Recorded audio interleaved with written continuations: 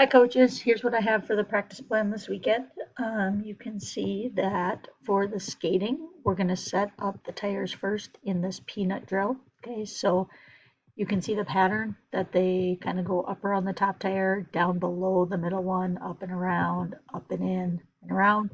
We'll just have them go one full time so that at the end they'll end at the other blue line, have them come back the other way.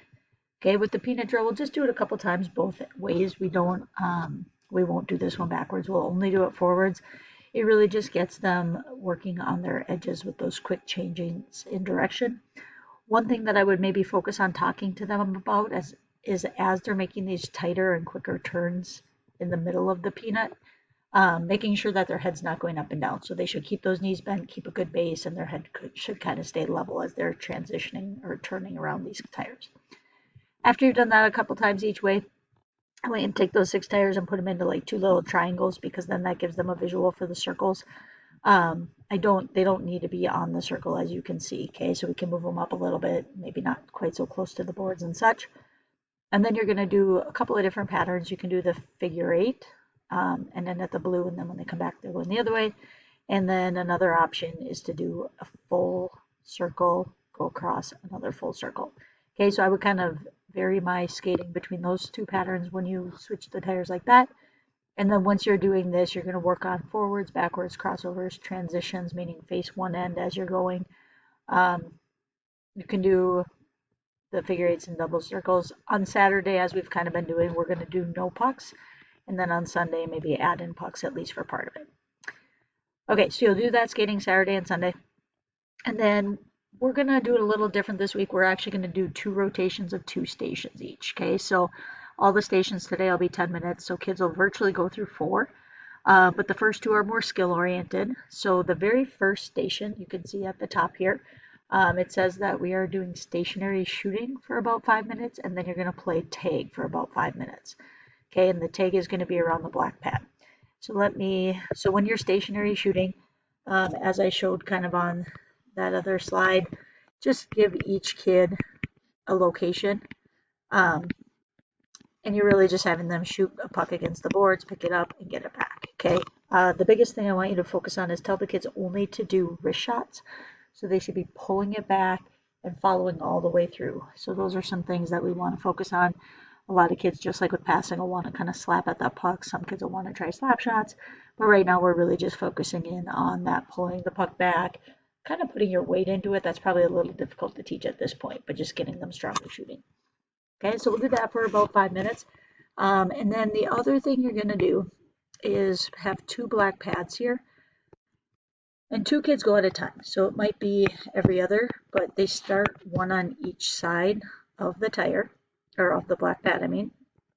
And so if X is the skater in this case and O is the tagger, X kind of initiates it. They can go either way.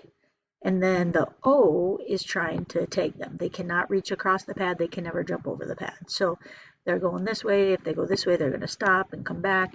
Should be lots of stops and starts. Edge works. They can always turn back if they need to as well.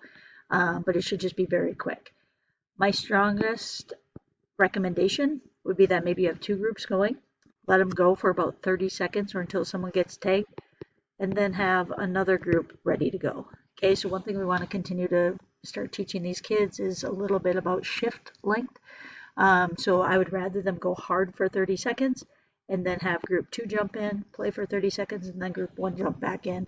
And they should alternate which job they're doing every time. Okay, so that's the one end. On the other side, at the same time, we're going to set up a one-on-one race. Okay, so you can see that you have half the group start on one side, half the other. You're going to put a black pad about halfway down, and then a tire up at the blue line.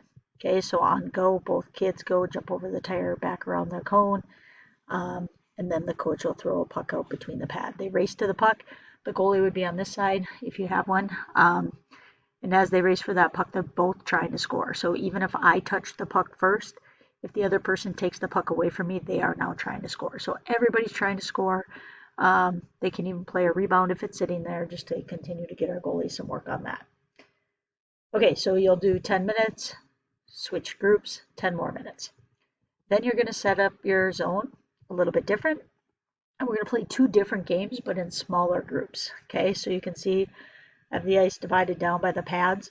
But the pads will be slightly on the side that you're playing soccer on, because the kids who aren't going in soccer should be sitting on the pads.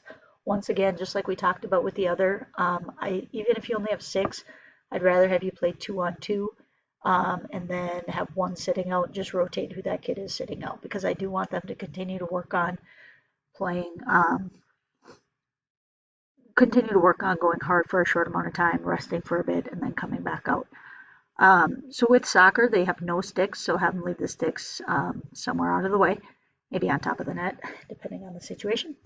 And with soccer, you might have 2 mini nets, you might have 2 big nets, okay? Because we're going to use the mite nets for the Bobby Orr game on the other side.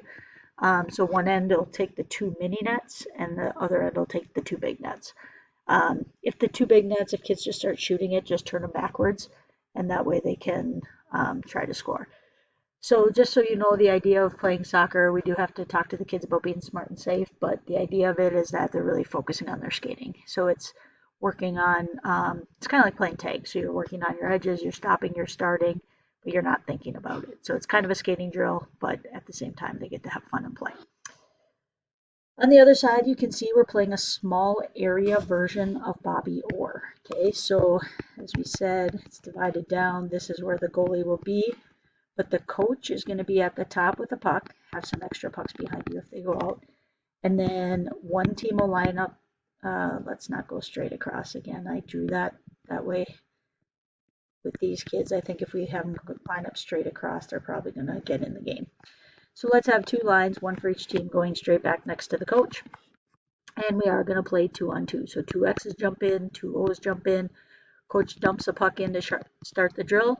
If O's get it first, they can try to score right away. Okay, so it's the Bobby Orr game, whereas if X gets it, so let's say X takes it away, they now have to pass to the coach, who then will pass back to another X to shoot. Okay, so the idea is to get the puck to the coach and then get open. So we're really trying to continue to teach these kids how to support the puck. For example, if I make a pass to the coach, I might think this is a good spot to go to because it's a nice little dish there. Or right here, it's a nice dish. Okay, maybe one of us goes in front of the net and the coach can maybe shoot and get a rebound. But if both kids end up down here, I don't even want that coach making that pass to that kid because they're not really a good support. Just kind of yell to them, get closer, or support the puck so that they come through to get it and then you pass them to them. Okay, a kid who's skating across and comes across the top, just giving them a little touch pass, that's a great play for a kid to make too. So again, just continuing to try to teach through these drills some of those bigger picture concepts that they'll use no matter what the circumstances are. Okay, so again, you'll have half your group playing 3 on 3, or sorry, not 3 on 3, 2v2 soccer on this half, and then the other half will be playing Bobby Orr, 10 minutes each, and then you'll blow whistles, switch groups, and they'll play the other game. That'll be the end of practice. So we'll do that both Saturday and Sunday. So Saturday, just as a heads up, Team Eastview is once again a little light on coaches, so I apologize for that. Again, I'm going to be out for a couple weeks because of that. Chris has to take care of getting Jaden to her tournament game on Saturday, so she won't be there.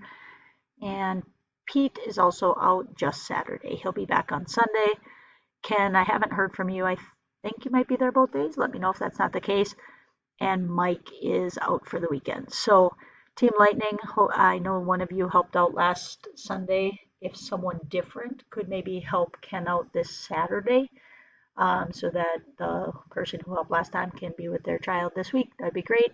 And then hopefully on Sunday, Team Eastview will be back up and running with enough coaches. Thanks so much and have a great weekend.